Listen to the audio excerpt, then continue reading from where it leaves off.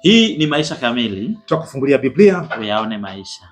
Rafiki yetu, mfuatiliaji wa kipindi chetu hiki kizuri cha kujifunza Biblia kwa kutumia mwongozo, tunakukaribisha kwenye somo letu la siku ya leo.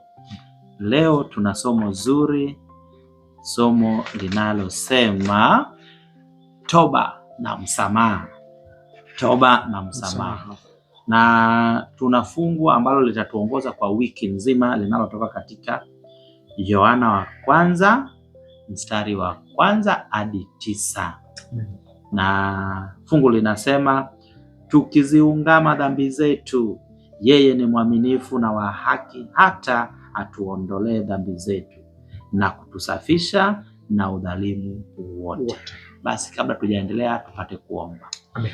Mungu wetu na Baba yetu mtakatifu, jina lako litukuzwe. Tunakushukuru kwa masomo haya. Tunakushukuru kwa sababu upo nasi na unaendelea kuwa nasi na unatuelewesha sawa sawa na mapenzi yako. Amen. Anza nasi na umalize nasi katika jina la Yesu Kristo. Amina. Amina. Amen. Tunaendelea kukua katika uhusiano na Mungu, ushirika na Mungu. Wiki iliyopita tulichojifunza Bwana, Kristo ndio sheria. Sasa leo tunaenda kuunga na tafsiri hiyo na dhambi ni wasi wa sheria, sawa?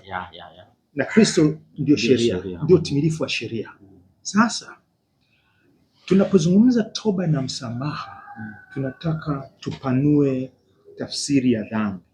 Dhambi ni kitu chochote kisichoendana na imani, kisichoendana na Kristo, kinacho tupunguzia uhusiano wetu na Mungu, kinachotupeleka mbali na Mungu, mbali na watu, kinatukosesha shabaha ya kumpenda Mungu, kupenda watu. Sasa chukulia mfano amesema tukizungama dhambi zetu, yeye ni mwaminifu na wa haki hata tusamehe dhambi zetu zote. Hii ina maana gani katika uhalisia wa maisha yetu? Inawezekana ukiangalia orodha ya amri 10 tangu asubuhi mpaka jioni, hujaona, hujatukana mtu, hujaua, hujachukia mtu, hujatamani mke wa mtu na kadhalika. Lakini ukiangalia ratiba yako, ulikuwa busy na harakati za maisha. Somo la Jumapili, harakati za maisha. Tuko pale. Umekuwa busy kama Martha ambaye aliishia kuambiwa na Yesu katika Luka 10 mstari wa 41 na 42, unasumbuka na kufadhaika kwa ajili ya vitu vingi. Lakini kinatakiwa kitu kimoja tu, na Mariamu amelichagua fungu lilo jema ambalo hataondolewa. Namna katika harakati za kukimbia, umeamka ukuweza kuomba, si ndivyo? Au uliomba kifupi sana. Haya, kusema nitaomba mchana, hukuweza kuomba. Nitapata nafasi ya kutafakari, leo hakujaweza kutafakari. Hata yaani unarudi jioni unasikia huzuni, si ndivyo? Sasa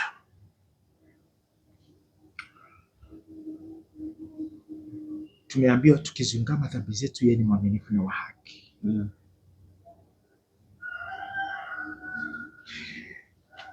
Ili hii huzuni unayoisikia na msamaha unaotolewa vina uhusiano gani? Isaya 61 mstari wa 10, hebu tusome kidogo. Mavazi ya mtu mwenye huzuni ni kama mavazi ya meusi, sivyo? Lakini mavazi ya aliyesamehewa yanafananaje? Isaya 61 mstari wa 10. Isaya 61:10. Inasema, nitafurahi sana katika Bwana. Nafsi yangu itashangilia katika Mungu wangu. Maana amenivika mavazi ya wokovu, amenifunika vazi la haki, kama bwana harusi ajipambavyo kwa kilemba cha maua, na kama bibi harusi ajipambavyo kwa vyombo vya dhahabu.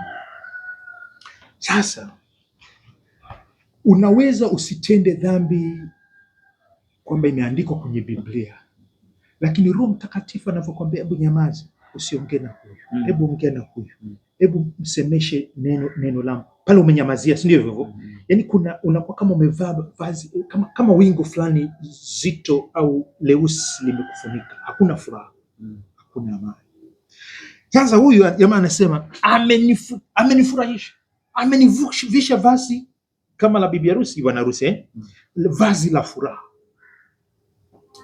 Sasa unapokubali kwamba hapa nasikia huzuni, Bwana nakubali, usianze kuhalalisha, lakini hata hivyo mbona nilikuwa na haraka. Ukakubali kwamba kweli pale sikumsikiliza, kweli mimi kama Martha nimekuwa busy na utumishi. Sio kama ni utumishi wa dhambi ameusema, ni utumishi mwingi, lakini kumbe Yesu anataka nisikilize sauti, niwe miguuni pake. Ukirudi unasikia amani. Una uzoefu kama huu? Simulia. Unaweza kama ulivyosema wa harakati za maisha, ulikubaliana na mtu tutawahi, unashangaa kimbia umetoka, hivi leo nimetoka tokaje? Sema sasa inakuwaje? Unapata muda wako mzuri, unasema unatamani ombi, unaomba, unarudi unapata amani, unapata hueni kama mavazi mapya, unakuwa mavazi mapya, kwa sababu yeye ni mwaminifu. Ina maana ameelewa toba iliyokuwa nayo, yaani ile ya kurudi kwamba kweli sio, mkarudi, anakuweka sawa, anakuweka kwenye haki. Yeye ni mwaminifu na wa haki, anakusafisha, kuondolea udhalimu wote. Maana kama umemdhulumu Mungu, haki yake ya kusikilizwa basi yeye anasema ondoa hayo mavazi, muondolee hayo mavazi, sasa wewe ni wangu. Unasikia amani. Rafiki yangu, haijalishi katika harakati zako za maisha kuna mambo ambayo ulinuia uyafanye kadri Roho Mungu alivyokusukuma, lakini hukuishia kuyafanya, ukaishia kukimbizana tu na mikiki ya maisha. Bado Mungu anatuita, anasema Kristo yuko pale, ni mwaminifu na wa haki, kwamba anaweza kutuweka sawa, anaweza kuturudishia furaha ya wokovu tunapokubali kwamba tumekuwa busy, tunapokubali kwamba tumekuwa na utumishi mwingi, alafu tunapokubali kukaa miguuni pake, anatuvisha. Kwa nini tusi slow down, tusipunguze mwendo na tukatulia miguuni pake, akaongoza maisha yetu, tukaishi katika furaha ya wokovu wake? Tuombe. Baba yetu wa mbinguni, tunakushukuru kwa ajili ya neno hili. Tunakiri ubizi, tunaomba utulivu wa Mariamu, tunaomba ukaturejeshie furaha ya wokovu wako kutoka kwenye ubizi na kwenda kwenye utulivu wa wanafunzi. Bariki mtumishi wako tena anapopokea neno hili pamoja nasi tunaporudi tena kwa masomo kama haya, na kubaki katika utulivu wa kujifunza. Ndivyo tunavyoomba kwa jina la Yesu Kristo. Amen. Amen. Basi mfuatiliaji wetu wa kipindi chetu hiki kizuri, leo tumefika mwisho. Tunakualika siku ya kesho tuendelee na masomo, ambapo kesho tuna somo zuri linalosema msukumo wa Roho Mtakatifu. Amen. Msukumo wa Roho Mtakatifu. Basi mwenyeji wako ni kwa mimi Geoffrey Omondi, na mimi ni Enos Makalindile. Basi usikose somo la kesho. Karibu sana. Amen.